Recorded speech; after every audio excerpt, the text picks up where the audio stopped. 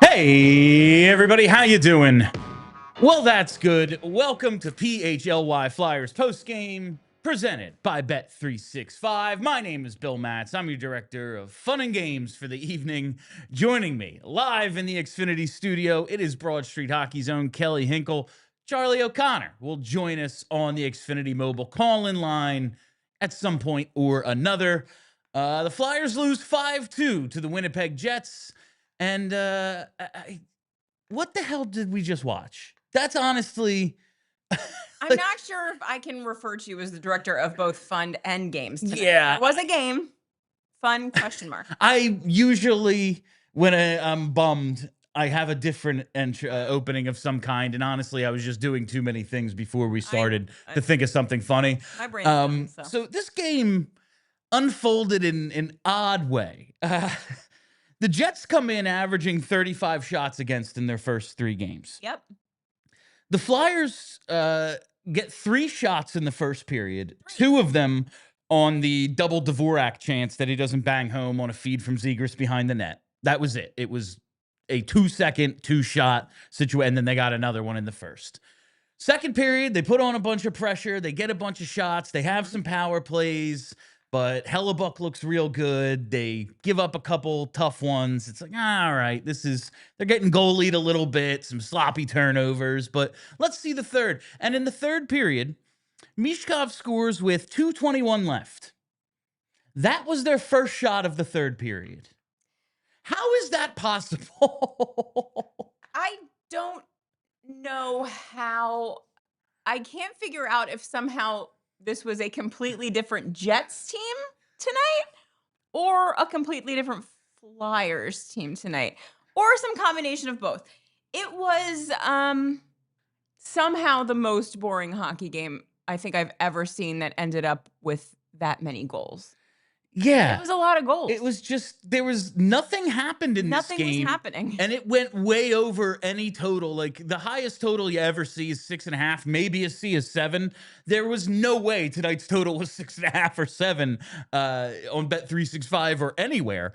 And nothing happened. There's 7 goals. Now, there's an empty netter in there. Yeah. There's, a power play. Like, Flyers get kind of a garbage time goal with 2:21 left. But, like... I don't really even...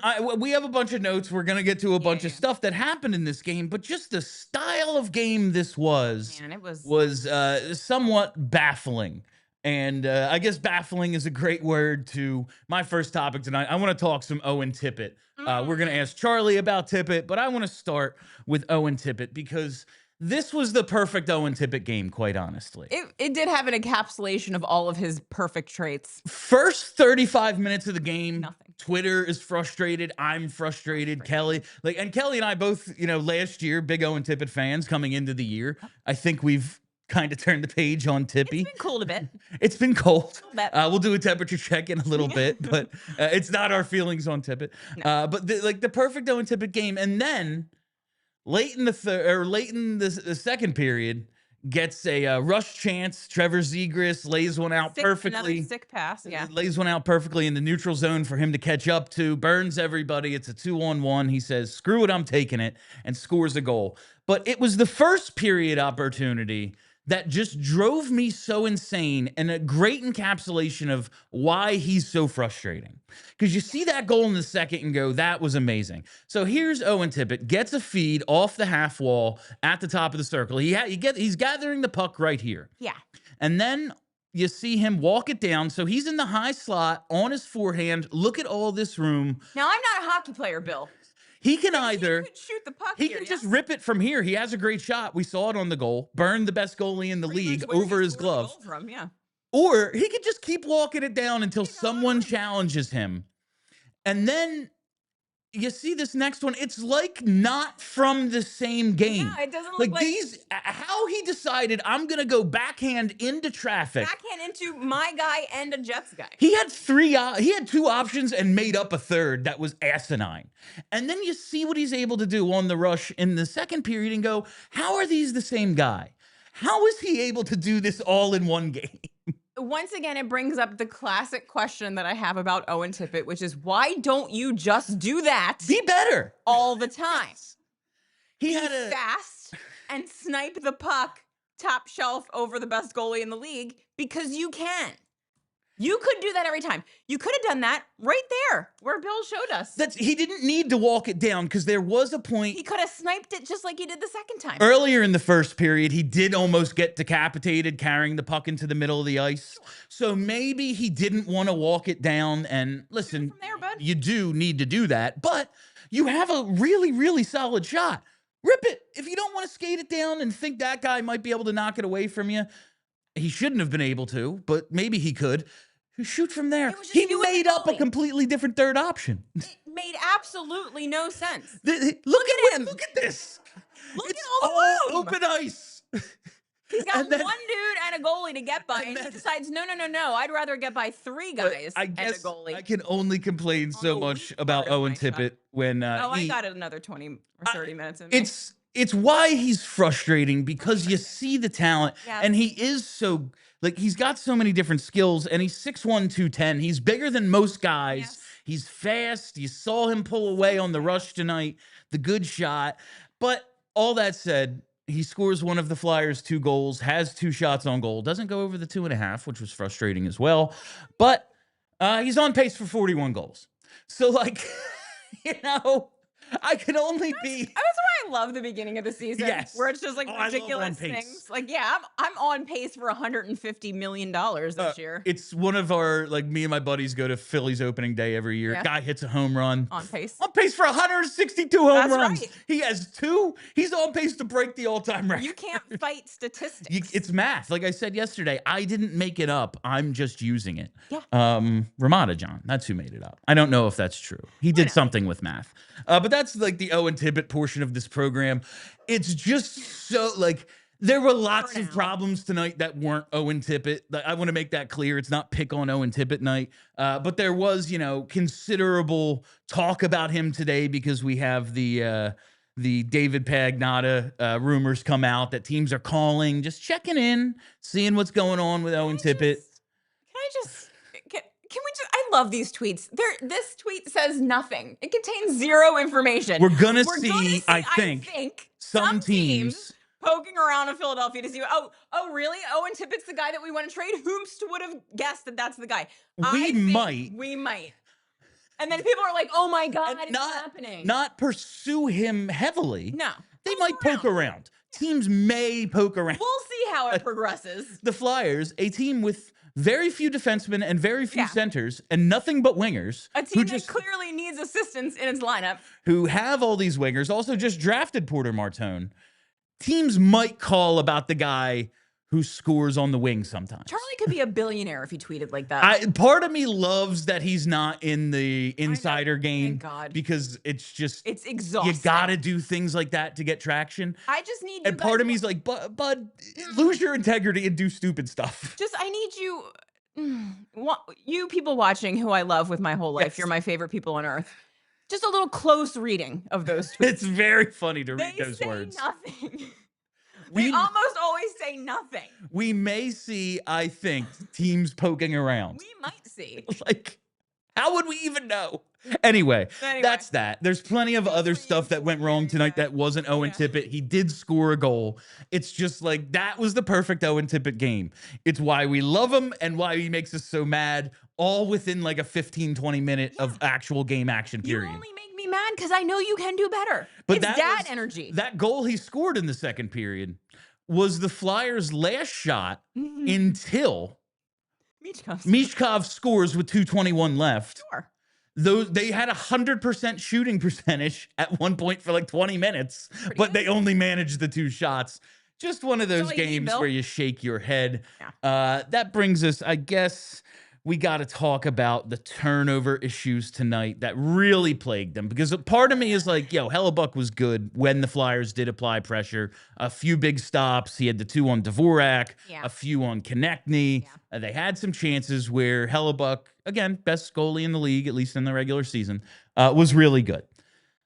But The reason they lost was sloppiness. It was absolute sloppiness handling the puck. The Jets' first 2 goals, a Luchenko turnover at the blue line and a Grebenkin turnover at the blue line. They had so much trouble breaking out all night. The third goal, Brink is in the clear. He, like, a loose puck comes to him, just kind of bounces away from him, and the Jets then work it around again and get the double dough, is what I'm calling it. Double dope.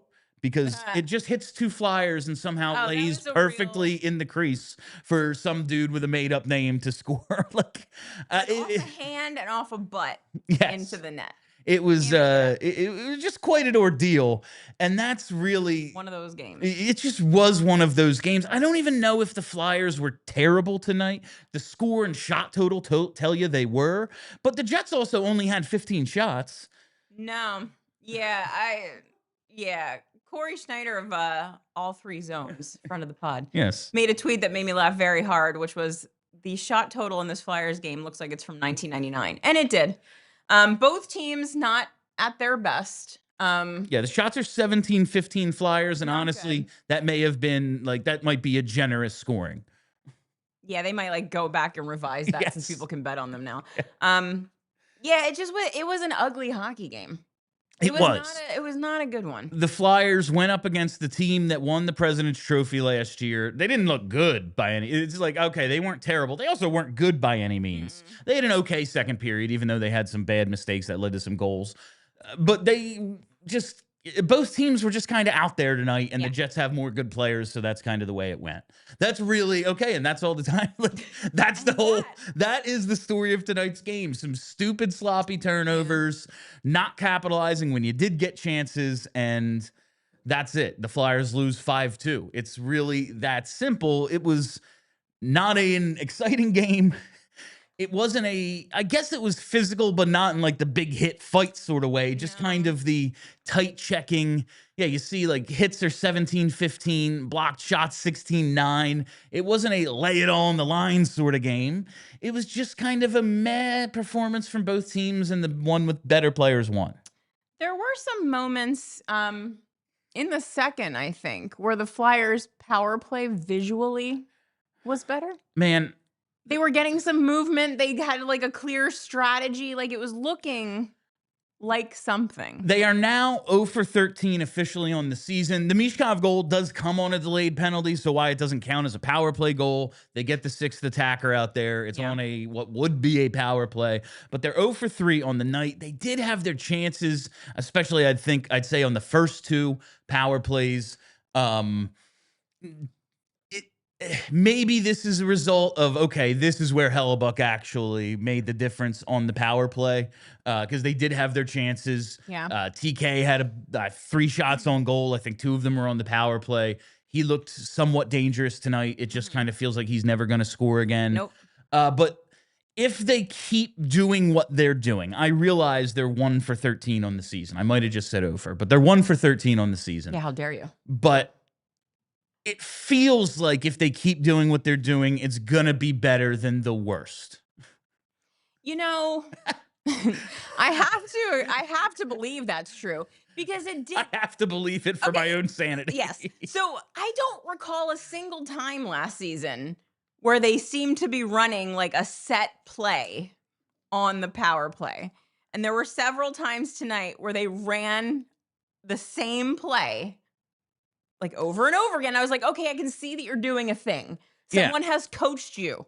Someone has told you what to do here. You're not executing it perfectly yet, but at least you're doing something. And there was like I think it was a slot chance for TK, and they put it. I think Bush broke it down maybe during one of the timeouts or something, and you see. Michkov has the puck on the right wing half wall, and okay, all right, we are already doing the right thing. Great.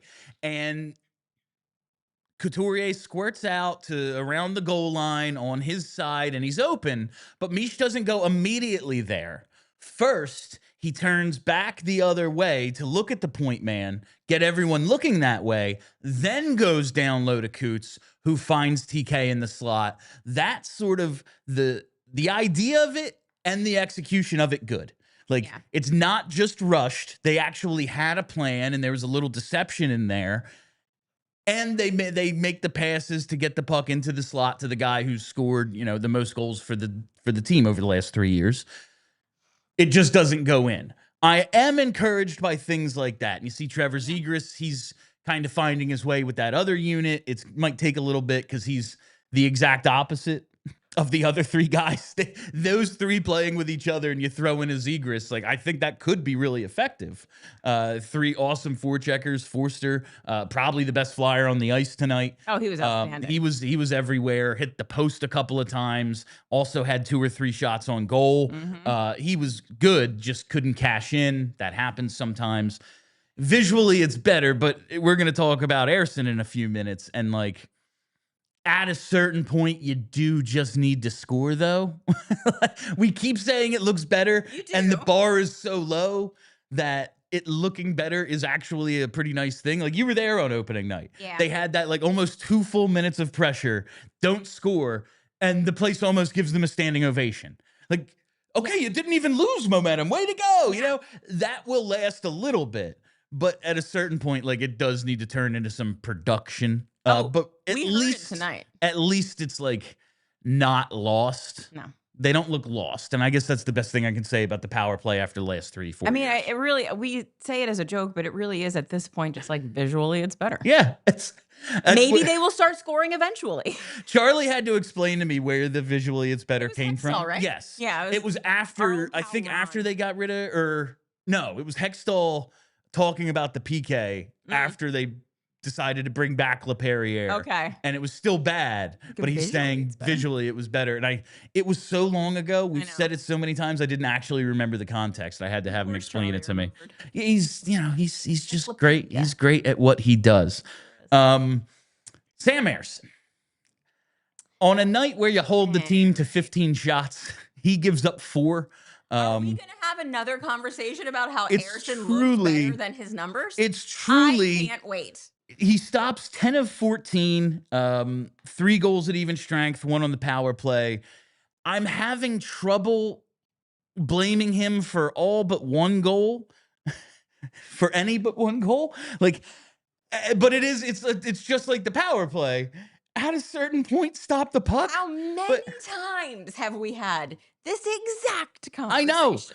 I know. But like the Scheifele goal, like, to be fair, the first Scheifele goal, Scheifele has averaged 32 goals over an 82 game span for his career. He's really good. He's good. He scored 39 last year. He had 42 a few years ago. Great score. Has clear path to the net. Also, that means Ayers had a good, clean look at it. Sure did. But Scheifele's really good. Like, he's going to score from there half the time. It's just like the half that went in tonight. Yeah. He put in the 3rd goal. That's the double dough. It bounces off of 2 Flyers, lays in the crease to get banged home. 4th goal, power play, cross ice one-timer, again to Scheifele. I don't know what he's supposed to do about that. Well placed, good play. Flyers PK looked like it was in slow motion. I don't want to blame him for this game because so many things went wrong. Bad turnovers led to every goal. Even the empty netter, Mish turns it over. But like, when you stop 10 of 14, he faced 14 shots and made 10 saves. Those numbers are bad. The circumstances really, it's hard to explain it away when you look at the numbers and go, 10 of 14 is terrible. So a thought that I stole from the Broad Street Hockey Slack, because I can't, whenever I steal somebody's thought and I don't acknowledge that I've stolen it, I can't sleep at night. I appreciate it. Ersson doesn't seem to do well when he doesn't see shots. The NHL website isn't loading for me for some reason right now. Oh yeah, it just doesn't do that sometimes. It was, I think he faced 39 in the Carolina game. 39 shots, if I remember correctly. That sounds right. That's a lot of shots, and he looked pretty good.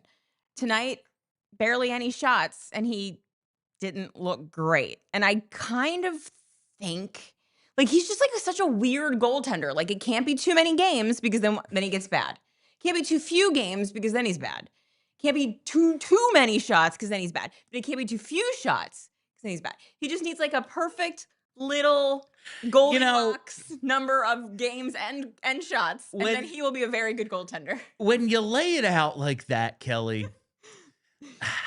I'm having trouble getting to the place I usually get to with Ersson, where I'm like, I think there's more there. When you lay it out, like all the situations that occur in which he doesn't succeed, it's a lot. It's a lot of different circumstances under which he struggles. It's the 4th game. Yes, certainly. And he's played 2. But this goes back like 2 years now. Yeah. We've been having the looked better than his numbers. And like, listen, it has been a tough schedule regardless of the way you break it down. But against the defending champs, Dan Vladar, 2 goals each. Against they had injuries though, Bill. Against not the defending champs, 4 goals each for Ersson. All right, so we got to go to break after this. But is Charlie waiting? Okay, cool. Because sometimes I don't know, and then like we have to go to break, and suddenly we're 20 minutes behind. Can't make the talent wait, Bill. After 4 games, 2 apiece, are you still the way I was before the game? Let's keep alternating, or is it like it's Vladar time, baby? So it's too. I'm not going to be ridiculous. It's too soon, I think, for me to declare a winner. But I do think, sort of like when the people in the inflatable animal suits race on the ice at intermission, and one of them just starts to pull ahead. I think Vladar's just like right now pulling ahead. He's not winning yet, but I mean, he turns that corner. You look at the save percentages. Ayers put up like an 897 in the first one. This one's in the 700s and the low 700s. Vladar, 920 plus in both games. You look at the numbers and go, well, one should definitely be the starter. I'm willing to alternate for the entire month of October. That's fine. That said, we're halfway through the month. All right, we are going to talk to Charlie coming up in just a little bit. Plenty more to discuss about this game, but now I got to tell you about our presenting sponsor. Whatever the moment, it's never ordinary at Bet365. From their 90 million users worldwide to their almost 800,000 live stream events each year, and their early payout offers across football, basketball, hockey, and baseball. Tonight, we had both Owen Tippett and Matvey Michkov to go over 2.5 shots on goal. Both were plus money propositions. Both ended with exactly 2 shots on goal. Of course, we didn't take the Forster one tonight because it was minus 150 and he had 3. We probably should have done it, but we live and we learn and we move on. But whatever action you want to place, you got to do it at Bet365. And we have breaking news from our friends at Bet365. New customers now get $200 in bonus bets when you bet just $5, win or lose. All you got to do is sign up, use the code PHLY365, deposit $10 and place a bet for $5 to get $200 in bonus bets, whether your initial bet wins or loses. Bonus bets can be used on the spread, totals, player props, futures, and more. Whatever the moment, it's never ordinary at Bet365. Must be 21 or older and physically located in PA. If you or somebody who knows a gambling problem and wants help, call 1-800-GAMBLER. While we're here, why don't I tell you about our friends at TrueMark Financial Credit Union? Because if your home needs a little TLC or you're dreaming of that next big vacay, hey, maybe you want to come to Anaheim with us. Listen up. TrueMark Financial's HELOC Select just got even better. Rates just dropped, making it even more affordable to put your home's equity to work. You need a new kitchen, some big repairs, or maybe just knock out some debt? With the HELOC Select, you can get access to your cash all at once or just when you need it. Total flexibility, just like a great game plan. Make it happen today. Visit one of TrueMark's 24 branches or head to TrueMark.com/PHLY to get in the game today. Federally insured by the NCUA, Equal Opportunity Lender, and MLS number 404938. And with that, perfect timing from Philadelphia's #1 hockey beat reporter, Charlie O'Connor, joining us live on the Xfinity Mobile call-in line. Well, Chuck, they are no longer undefeated at the Xfinity Mobile Arena, but you remain undefeated on the call-in line, Xfinity Mobile's call-in line, as the #1 hockey beat writer. Look at the extra ginge tonight, Charles. Sometimes the lights are bright, and he's got that little extra orange going. Maybe it is in honor of Owen Tippett. There you go. Charlie, my first question: are the Flyers looking for new Zamboni drivers? Because I'm blaming them for the puck handling tonight. No, don't blame the Zamboni drivers. The I'm Zamboni joking. drivers are very, very nice people. They're We wonderful, don't want, hardworking people. I love yeah, them. we don't want to lay them off. They're very nice people. No, I think my takeaway from this game was that sure was a hockey game, I kind of, guess. sort of. It Question mark? resembled a hockey game at times. 32 combined shots on goal. Look, that was just an ugly game all around. And I hesitate to say that I don't think the Flyers played that badly, because when I say that, what I really mean is that I don't think they were outplayed to the degree that the score Yes. implies. I don't think they played well. No. I just don't think the Jets played that well either. It was just an ugly game where the Jets won because the Flyers made a few mistakes, specifically from their rookies. Sam Ersson gave up one goal he probably shouldn't have, and then they got one utterly ridiculous bounce off of two Flyers. Look, the Flyers deserve to lose this game. They made mistakes. Goalie gives up one goal he should have stopped, couple of rookie mistakes and whatnot, but this didn't strike me as a 5-2 game. Like, this to me played more like a 1-0 or a 2-1 game. Probably the Flyers still lose it, but not a game where you look at the score and you think they got blown out. It was just an ugly hockey game all around. The Jets just took advantage of their few opportunities and the Flyers didn't. Yeah, that was kind of our assessment. Like, I can't say the Flyers were good by any means because, like, nothing good happened in this game. But I can't say they were bad. I just think both teams were meh, and the Jets have more good players. Like, that's really what it comes down to. The Jets did come in, though, allowing the fourth most shots in the league, almost 35 a game. Flyers right behind them. I think they were like sixth coming in. And then I don't know if we got that many shots total, Charlie. Was the mostly low event game, you think, a result of the Jets being like, yo, we got to slow things down and stop giving up 35 shots? Or was there something else? It was just a sloppy, bad game. What do you attribute it to? No, I didn't get the sense that the Jets were doing anything special. It's not like they were slowing the game down tactically in a particularly noticeable way in my eyes. I think both teams were just sloppy. You got to remember, it's the fourth game of the season. Okay. It's early in the year. This is in a lot of ways still an extension of preseason. Now, sometimes that manifests itself in, 40 to 38 shots on goal and it's 7-6 and it's a crazy game. Sometimes it manifests itself like this, where neither team is firing on all cylinders. There's a lot of missed passes. There's a lot of fumbled pucks. There's a lot of routes that are taken that are the incorrect route. And then you end up with two teams that can't get shots on goal because they're not creative and they're not dangerous enough with the puck. But I think you hit the nail right on the head, Bill, when you said when it comes down to it in a game like this, one team has more guys that can manufacture offense out of nothing. Mark Scheifele scored 2 goals, okay? And both goals are Mark Scheifele goals, where it's just like, yeah, he scored that goal because he's awesome. And the Flyers, they're 2 guys who have that upside, I would say. 3, if you want to count Travis Konechny, are Matvei Michkov and Trevor Zegras. Trevor Zegras is adapting to a new team. Matvei Michkov is clearly off to a slow start. So the Jets have more of those guys who are capable of operating at peak powers in this game than the Flyers did, and that's why they won. Owen Tippett. That's it. That's the question. No, we started the show saying this was the perfect Owen Tippett game. Through 35 minutes, he was frustrating the hell out of all of Twitter, Kelly, most of the Delaware Valley. And then you see the upside. Is this just the Owen Tippett experience? Or do you think we're ever going to get to the point where I'm not starting the show breaking down a ridiculous decision he makes in the first period, followed by, and hell, he's on pace for 41 goals, ripped one right over the glove of the best goalie in the league. Is this just the Owen Tippett experience?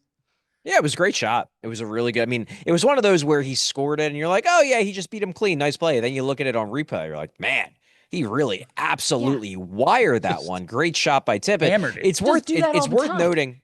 Yeah, just do it all the time. It's worth noting that Rick Tocchet said after the game that he thought Tippett was maybe the only player on the Flyers who to his eyes, had a very good game. I am of the belief, William, and I don't know how well this will be received, but I am of the belief that Owen Tippett is not like you basically positioned it as like, oh, he was terrible for 35 minutes of doing all these infuriating things, and then he scores a goal. I think he is just the new whipping boy.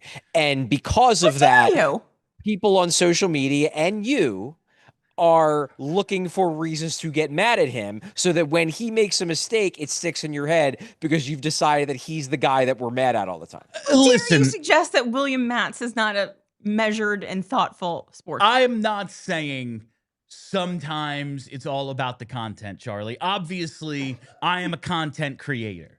But it comes from a place of recognizing how much ability he has. Yes, In True. the first period, We're he has a wide disappointed. open lane to the net and gets a puck off the half wall, good setup.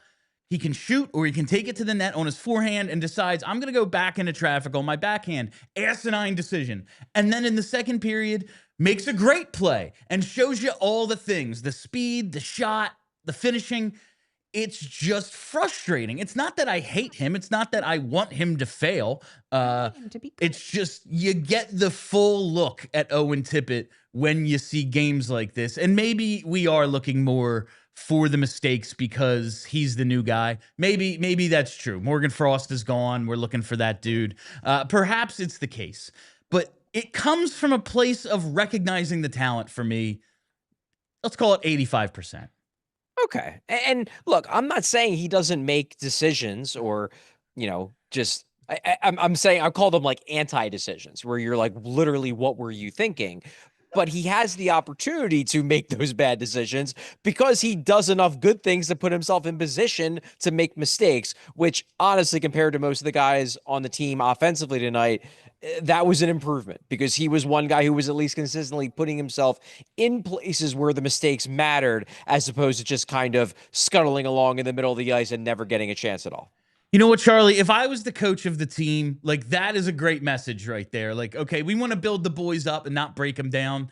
At least your mistakes came in areas where you were doing the right thing until you made the mistake. I really like that analysis. Sam Ersson, we were just talking about him before you joined. I'm having trouble blaming him for like any of the goals, even the first Scheifele one. It's like, yeah, most players stop that, but it's Scheifele. Like, he's really good. It's a 50-50 puck in my mind. But at a certain point, he stops 10 out of 14 again. He's got a 714 save percentage on the game. It's just one of those, I don't know, man, make one more save. Like, how do we assess Ersson in a game like this in the first two of the season? Well, I think in the end, it is that simple. You got to make at least one more save. And would it have mattered? No, I guess by the math it wouldn't have, because even if he makes one more save, they still only score 2 goals. They still lose the game. But at least his numbers don't look as terrible. I think you got to get a save on that Scheifele shot. The second one, okay, it's a power play goal. It's a cross slot one-timer. Like, yeah, I guess he could have made an incredible stop, but I'm certainly not going to pin that one on him. The first Scheifele goal, though, yes, Okay. it's Mark Scheifele. It's Mark Scheifele, but it's a clean look. There's no traffic. I slowed it down when I looked at the replay because I was like, maybe it ticked off of Sealer's stick and it changed direction. Nah, it didn't. That was just a clean look by a good player. And yeah, Scheifele's great. But your goalie is supposed to stop those shots, regardless of whether it's, Morgan Barron or Mark Scheifele or Alex Ovechkin. I'm sorry. You're paid to stop the puck when you have a clean look and it's a short side shot. And he didn't. And his numbers look worse than what they actually probably should have been, especially because the third goal, the one where it bounces off two guys. Like, I was getting annoyed with people on social media who were giving him crap for that. It's like, look, you want to give him crap for the Scheifele goal? That's fair. Clean look, yeah, got to make that save. If you're yelling at him for the one that goes off Yinning and Cates, like, I don't know. You're just looking for reasons to get mad at the guy. But I see your point, Bill, in that it seems like those goals seem to happen to him a lot. And then at the end of the game, you're like, well, how can you blame him for the Alex Bump one where he just like has a brain fart behind the net? But it always seems to happen to Ersson. It always does. Yeah, that's like, you just look at the way this game went, and I'm like, I don't know. Maybe I blame him for one of the 4 he allowed, but at the end of the day, he allowed 4 again. The other guy is playing behind the exact same team, and he's allowing half as many goals per game. It's just like, I gotta believe it's frustrating for him. I almost feel bad for him, but at the same time, stop the freaking puck, man. A tough night for Grabenkin. One of the turnovers at the blue line, near the blue line on a break. I mean, the team just couldn't break out all night. That was like all the goals they gave up were breakout turnovers. But tough one for Grebby. had plenty of time and space and somehow just coughs it up. You think maybe we see D'Lo or Abels come in for him? I don't know because look, I thought he did some good things tonight too. That turnover was just real bad. And Luchenko has a turnover on the first goal, but that one I thought was a little bit more understandable. He wasn't in the best position. He has to find a way to chip the puck out to the neutral zone, but it was a tough play. The Gurbankin turnover, that's a Sanheim pass that he basically just has to receive. Yeah. Like he just has to find a way to settle that puck and then either make a pass or just chip the puck out. Instead, he just missed it. He just plain old missed it. And I have to think, and Tocchet sort of spoke to this after the game, that he thinks maybe Gurbankin was kind of looking to make the next play. He was looking to turn up ice too quick and forgot that he has to make the first play before he makes the second play. It's a rookie mistake. It's a guy who isn't established yet at the NHL level. Things happen fast in the NHL. And if you're going to play young players, they're going to make mistakes. If I had to guess, I would guess that there's a better chance Luchenko comes out of the lineup versus Gurbankin, but maybe they switch them both up. Maybe they do. I'd have to look at Minnesota's lineup and see if, I know in the past they've had heavyweights. I'm not sure if they're still dressing heavyweights. If they are, maybe it's an excuse to get Delorier back in because you want to have that presence there and then get Abels back in because, hey, Luchenko had a turnover that led to a goal and you want to stretch out these 9 games maybe a little bit longer to give him more time with the team, even if you're going to send him back. So it would be a decent time to get Abels in for him. I don't know if they're going to pull Gurbankin too, but hey, after that turnover, they have the right. He's been good mostly, but that was rough. All right, I got one more for you, then we'll hit 3 stars, Charlie, and it's about Luchenko. And I thought I saw a play that maybe encapsulates what he's going through right now. I don't think he's been bad, but this like resistance to shooting the puck or maybe taking a little bit of a chance. Third period, about 13 minutes left. The puck's down low. Luchenko could have been in the slot looking for a pass or seeing if it comes loose. And instead, he's already looking to back check. He's turning back up the ice, and the Flyers have the puck. And it just made me think, do you think he's afraid of making a mistake more than trying to be aggressive and assert himself? I can't put myself in his head, so I right. don't know. I think it's more just that he's just not shooting. Like to me, the distinctive play from Luchenko tonight was in the first period. He has the puck in the offensive zone, moving forward. And look, I'm not saying that it's always the wrong move to try to the pass that he tried. Hathaway's open. There's an opportunity to get an even more dangerous shot. I get it.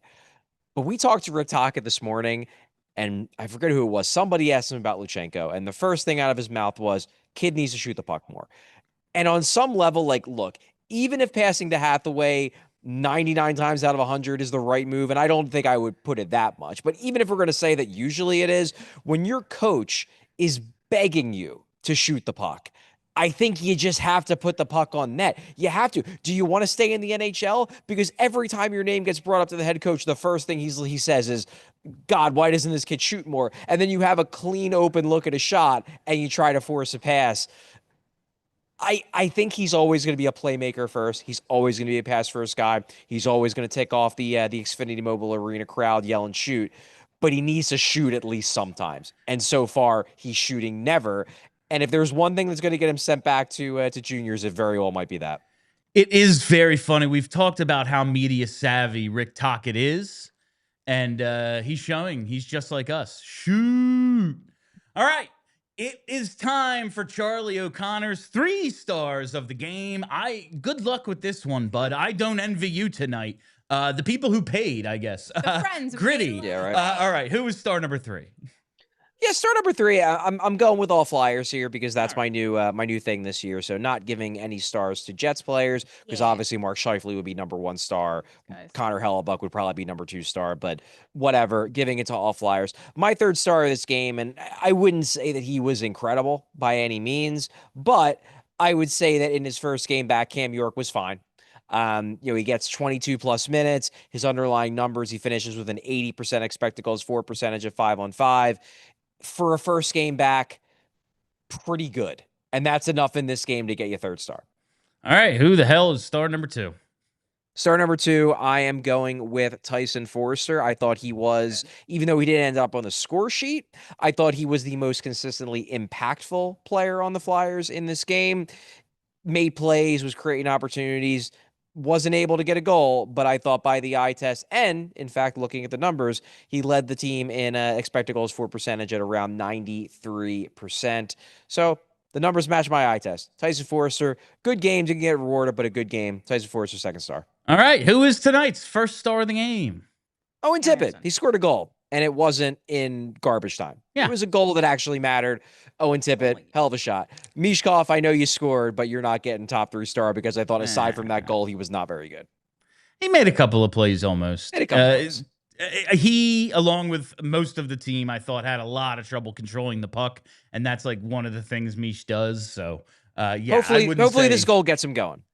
Yeah, Hopefully maybe. That's got to be the hope at this point. All right, those were Charlie O'Connor's 3 stars of the game, and that has been Charlie O'Connor on the Xfinity Mobile call-in line live from the Xfinity Mobile Arena. Charlie, we will talk Saturday, I guess. Yeah, Saturday. We will. Tomorrow's a full day off, both for the show and for the Flyers. They don't practice tomorrow. No Flyers tomorrow. Great opportunity for everyone out there to watch Philadelphia. All right, we have about 20 minutes of the show left, so get your super chats and all that in. We will be back in just a moment to wrap up, talk about some other fun things, but right now, got to tell you about Ace Hardware. Cold air sneaking in, heat not cranking like it should? Don't worry, Ace Hardware Home Services has got you covered. From heating repairs to water heaters, plumbing, and electrical, their trusted local pros bring the same helpful service you know from Ace right to your home. Whether it's a quick fix or a bigger winter project, they've got the tools, the know-how, and the people to get it done right. Ace Hardware Home Services, bringing helpful to your home. Visit acehardwarehomeservices.com to get started on your next project today. And while we're here, why don't I tell you about our friends at Crooked T? Because y'all remember when BG strip sacked the GOAT for the first Philly Super Bowl ever, and now BG is bringing us his Crooked T strip sack pack so we can all savor the flavor just a little bit more. What is the strip sack pack? Well, it's big, it's heavy, and it's juicy. It's the kind of pack you want to show off. You already know. Crooked T is 0 sugar and all flavor, and the strip sack pack is stuffed with 24 cans as well as collectible trading cards by Jordan Spector. Some cards are even signed by BG himself. Every case is packing heat from the fridge to the tailgate. This is the one sack you're going to be proud to display, so grab yours today at a store near you or get them on GoPuff. And for our guy BG, we have to send a shout out to the Philly area bars carrying Crooked T. Thank you for showing the love. Sport and Social Allentown, Garage Fishtown, City Tap in Logan Square, and Wicked Wolf on Chestnut. Go check them out for game day or a night out and tell them PHLY Sports sent you. And with that, we get to tonight's Ace Hardware Home Services temperature check. We're going to take a look at a player I think might be heating up a little bit here with Ace Hardware's temp check. Visit Ace Hardware Home Services online at acehardwarehomeservices.com. I like when we go hot. We're going hot. Listen, it wasn't an exciting game by any means. It was not a fun game to watch. But I'm going to just pick out one little play here and go with Trevor Zegras for tonight's temp check. Picks up another assist, another primary assist. And it was off a really, really, I thought, smart dish, easy, nice touch pass into the neutral zone to set Owen Tippett off on a rush. And we're just seeing the playmaking evolve. He had the play behind the net to get it to Dvorak early. That resulted in 2 of the first 3 shots the Flyers had in the first period. It's an adjustment. He's not all the way there yet, definitely. But you're seeing the little things. And on a night where the team couldn't get the puck out all night. Like, how many times is JJ doing his cleared but not out? They couldn't break the line. Like, it's all night.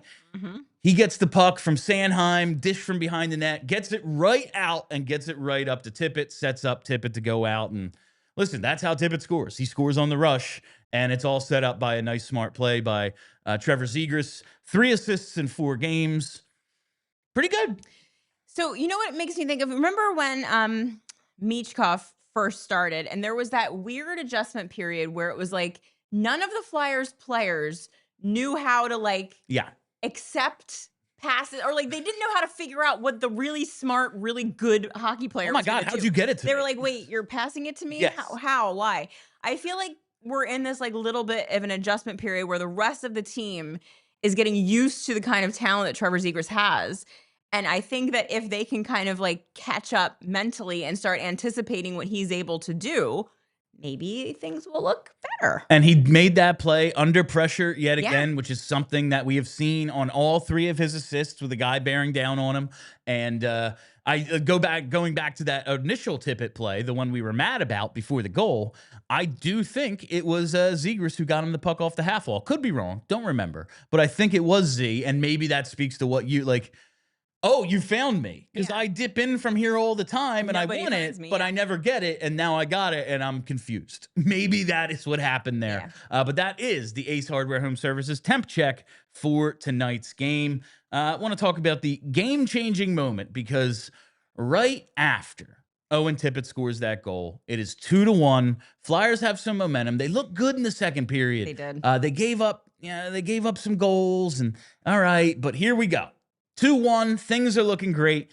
And then we get a just silly turn of events that leads to the, whose goal was it in that second period? Morgan Barron gets his 3rd of the season on, What even is that? I don't even know how you can assign like assists on this one because of how silly it was. Yeah, it was very silly. But it hits a guy in the glove. I think it hit Yinning in the glove and hit Cates in the butt. ass, Mhm. and then it just lays Again. there in the paint to be smacked home. And that is the game-changing moment It tonight. really was. It was like, all right, here we go. And after that Tippett goal, they don't get a shot again until there's 2.5 minutes left and Michkov scores. This is what. Okay, so here's the thing. I know we can't blame Ersson for that freakish goal. I get that. But you and Charlie were talking about you got to make one save. And yes, would one save have made a difference in a 5-2 game? Not necessarily.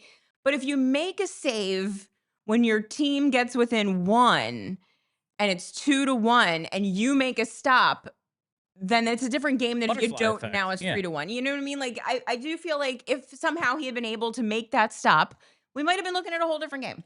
That's the first Scheifele one. Yeah, it's Scheifele, but if he comes up with it, it's a different game. Yeah. I actually thought one of his best saves of the game resulted in the first period goal, the Nemestikov goal, where he was at the top of his crease, kicks the leg out, but this was after the Luchenko turnover, and then Drysdale and Sealer just kind of get out battled in front, and they're able to put home the rebound. But I thought that was one of his best saves of the game, and then they score. It was a tough luck night for Ers. But again, at a certain point, it's not luck. This is happening. Maybe you're an unlucky guy. Yeah. That's a thing I You'll used be to say. someplace else. I got enough. That was the thing I used to say about the Sixers all the time. Yeah, you keep losing the lottery. Maybe you're just unlucky. This plan ain't going to work if you're unlucky. Maybe Ersson has a good goalie inside of him and he's unlucky. It's a potential explanation, I guess. Maybe. I did want to point out, we talked about discipline being a key to the game tonight.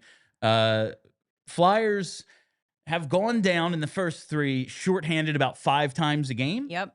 They took no penalties in the first, no penalties in the second. They had taken at least 1 first period penalty in all 3 games.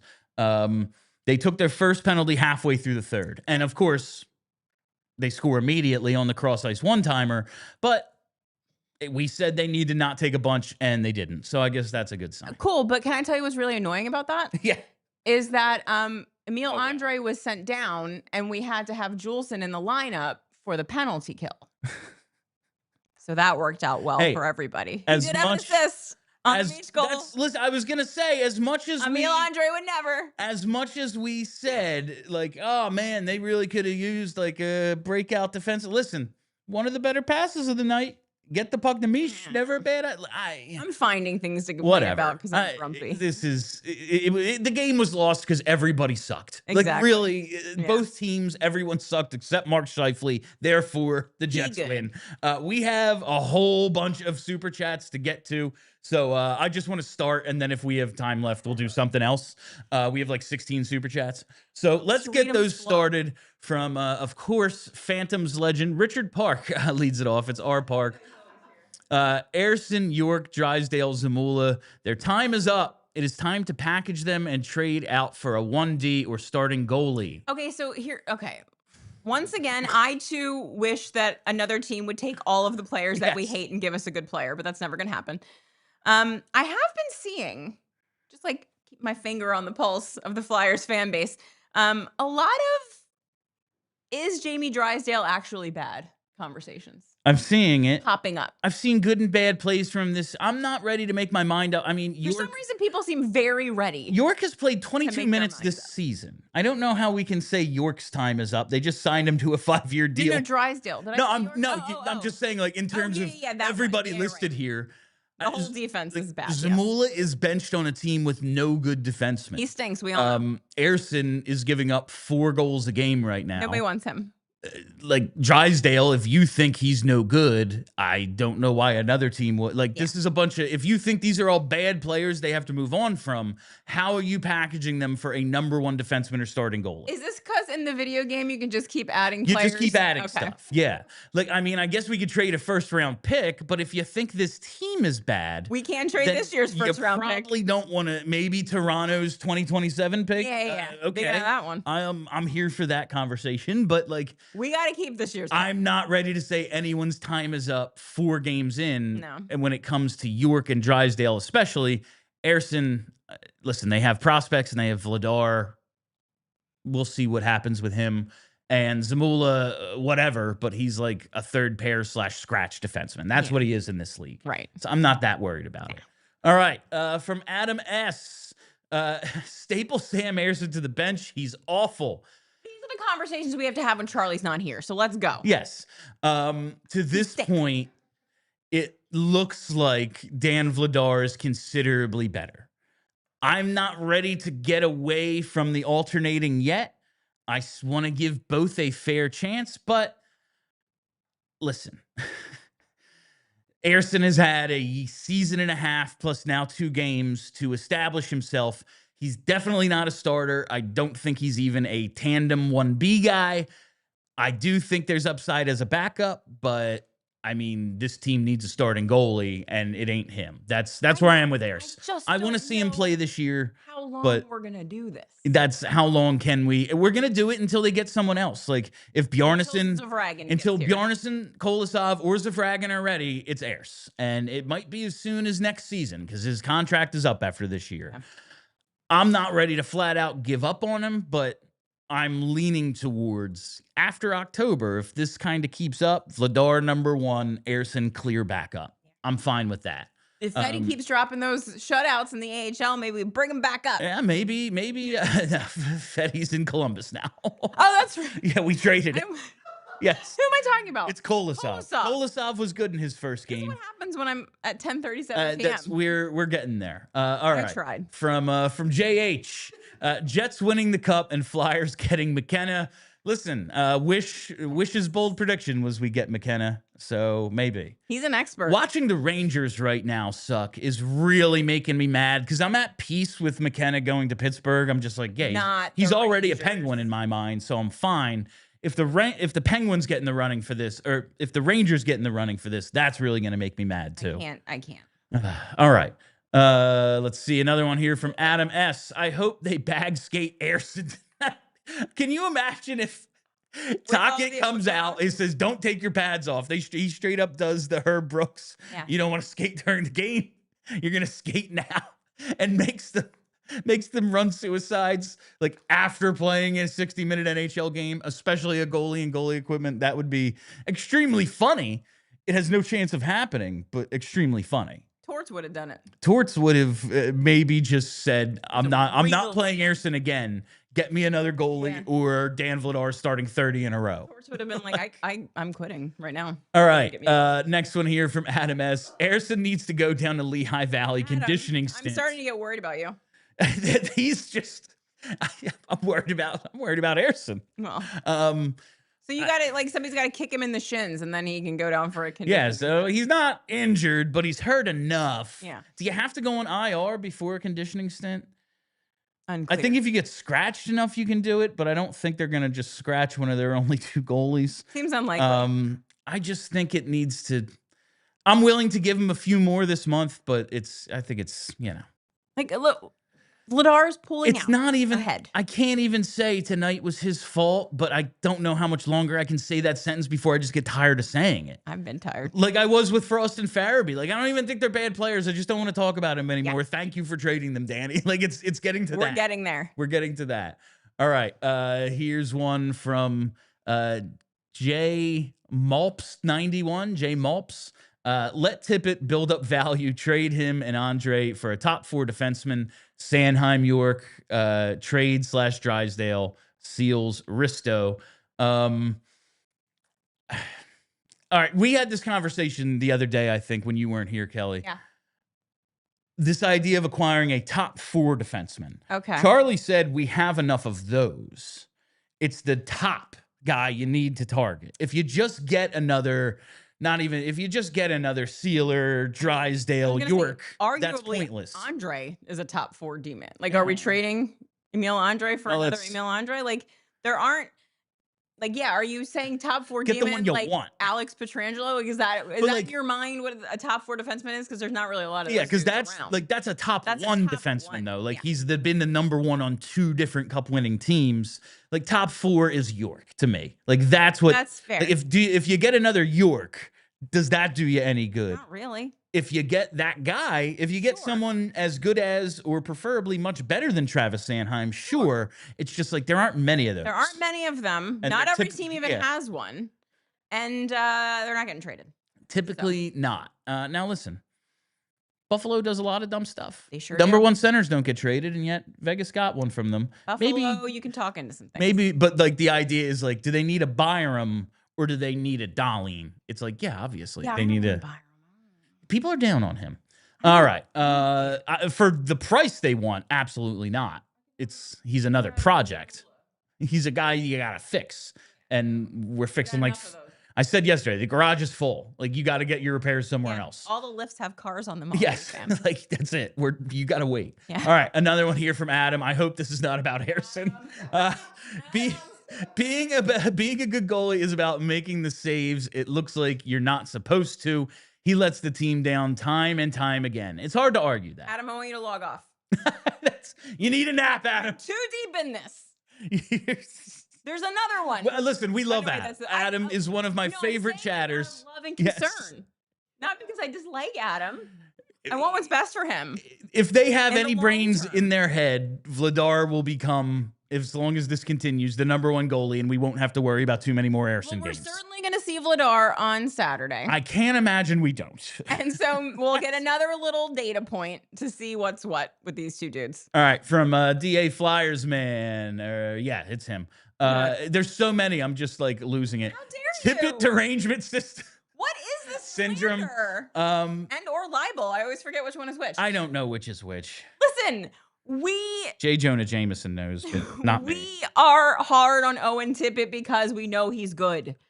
Like, I'm not going to complain about Zamula. I know he stinks. Yeah, I don't care about the Zamula thing, like, because it's whatever. I'm not going to whine about what Nick Delorier does on the ice because he stink. I mean, he doesn't stink. He is what he is. All right, and with that, we have to trigger overtime.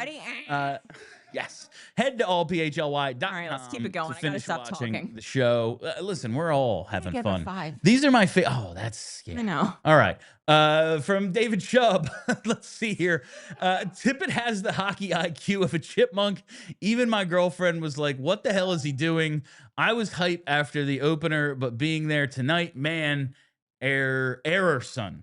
Yeah, I am. That's, I think, what hurt me tonight is I was so hyped. I was on Fox 29 with Jen Frederick today. Like, yeah, let's do it. Fly guys. They're going to fix the city after the down week we had last week. And then it's like, no, they're not. All right, at least they didn't get killed today. It was just like both teams sucked. Yeah. All right. But, they do lose 5-2, which is I want better from Owen Tippett. I want better from Owen Tippett. I know he has it in him. Ersson is just whatever at this point. I expect nothing. Purple Crayon. What up, Purple? Owen Tippett is on a 41-goal pace. That's the math, baby. Listen, math is math. Nothing I can do about the math. Nope. 4 games, 2 goals. That's a goal every other game. Half of the schedule, 41. Simple. Even I can do it. $10 on Bet365. Yeah. I don't know. How All to say right. that. From David Shub, vibe in the X was so deflated. Team lacked effort. Crowd sounded upset. I don't know if it was effort. It just looked like they were. It stunk. It was a Nobody could like bad handle game. the puck. It was a very ugly hockey. Every game. time they had the puck, Yes. it was like it dribbled away from them. I don't know if that's effort. I think it's just playing bad. It was just bad hockey. They just played really on bad. both teams. Yeah. And you really could, after as hype as the crowd was on Monday, you could really hear the disappointment. That's tonight. the other thing is like the crowd was so good Monday. Yeah. All right. Next one here is from Obi-Wan. He says, "What's the word on Risto?" We saw him at the opener. Yeah, so he he's- does exist. He's alive. He's real still. He's not on Ellis Island. No. He's apparently in the Philadelphia metro region. I don't know what his deal is. I don't know. I don't know when he's ever coming back. I was happy to see that he still exists. It's 'cause good. I forgot. It's good Yeah. that he's around. I have no Yeah, idea there he what's the is. word on Risto. They haven't told us. No. Ask From- Charlie. From JH, Charlie entering his Homer era, and I love it. Oh, well, who was he? He was sticking up for Tippett, and yeah, I don't know. Charlie is. It's funny because when he does that, he's a Homer, and then when he doesn't, we're doing it for clicks. I don't It gets know. the people mad. I wish that Yesterday's Emile Andre headline had people in the comments after the show being like, "Well, I guess this headline gets everyone upset." I'm like, it's a statement of fact. It's a daily show. This is the news of the day. What do you want me to do? doing this for a very long time. We've been exactly like this. Oh, the you and I have entire been like this time. the whole time. So I mean, Charlie pretty much has been too. Yeah, he's always been he's capital J journalist. smart and serious. All right, another one here from David. Thank you guys for getting me through this team. Thank you for hanging. Hey, out we with couldn't us. do it without you. We've Uh-huh. turned this stupid thing into like a real job, and I don't know how because the You're interest good in at this it, team William. should be zero, but in fact, people seem to like watching us even as we talk about this damn team. There's a lot So of thank you people- all very much. Yeah. Always appreciate your patronage. From Dylan Forrester, 2 R's in this one though. Fedotov up to about a 950 in preseason and a shutout in his first AHL start. Should we have moved Ersson for him?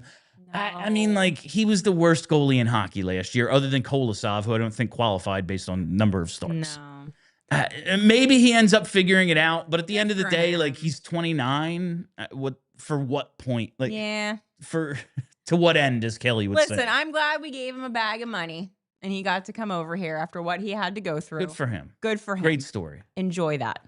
If the Fetty story ended with those like 3 games, the one That would've start been and 3 perfect. games he got into at the end of that one season, it's an awesome freaking movie. Yep.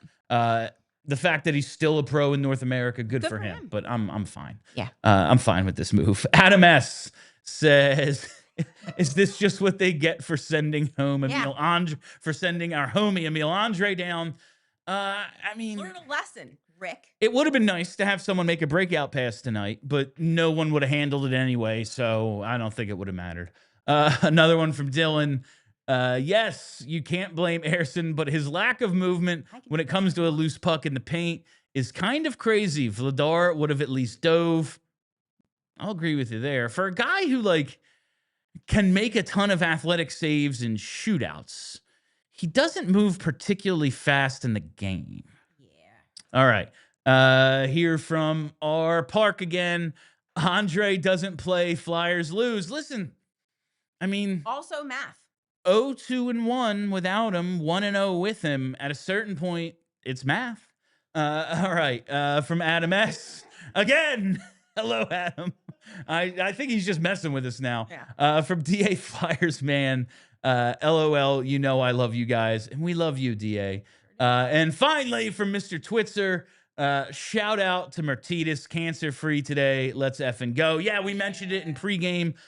Great news to hear for everyone who didn't watch pregame or didn't see on Twitter. Jason Martitas announced today he's had some scans, he's had some MRIs, and he is what they are calling cancer-free. So it's the game don't matter. End of the day, who cares about this game? Philly Flyers fans want to know today with Jason. All right. That is all the time we have for you on PHLY Flyers today, presented by Bet365. Make sure you're following us right here on the PHLY Sports YouTube page and hit the like button. 101 is nowhere near the numbers we have been doing. Not good enough. Charlie, when he's not on the show, doesn't remind me to hit the like button. And so we let you all fall behind. You send all these super chats. We appreciate it. The like button is free, takes no effort. Hit it. Follow our Twitter. That's what's next. Follow us on @PHLY_Flyers. We're also on Blue Sky. And follow the podcast wherever you get those. Just search PHLY Flyers. Read some BroadStreetHockey.com too. All right. That is it. Another one. Come on. Now you're just screwing with us. Parker Gahagan for league minimum LOL. Oh, boy. Sure, why not? All right, that's all the time we have for you. I am Bill Matz. That is Kelly Hinkle. Thank you very much to Brenna for always excellent production work. Be excellent to each other. We all silly like the mayor.